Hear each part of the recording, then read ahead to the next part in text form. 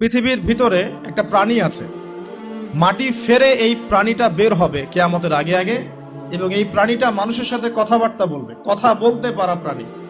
এই যতক্ষণ বের হচ্ছে না কিয়ামত হবে না ইনশাআল্লাহ তাআলা।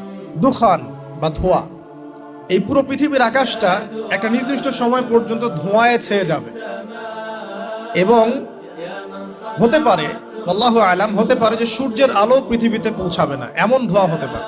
পুরো পৃথিবীটা ধোঁয়ায় ছেয়ে যাবে, যে সূরা দুখানের মধ্যে বলা আছে। একটা ভূমিকম্প হবে পৃথিবীর পূর্ব দিকে। পৃথিবীর পূর্ব দিক মানে এই যে ভারত, পাকিস্তান, বাংলাদেশ, শ্রীলঙ্কা, ইন্দোনেশিয়া, ঠিক আছে, এই সিঙ্গাপুর, এই যে কন্টিনেন্ট মালয়েশিয়া, এটা পৃথিবীর পূর্ব দিক। এদিকে একটা ভূমিকম্প হবে। পৃথিবীর পশ্চিমে একটা ভূমিকম্প হবে। পশ্চিম মানে, পশ্চিম মানে বোঝেন না?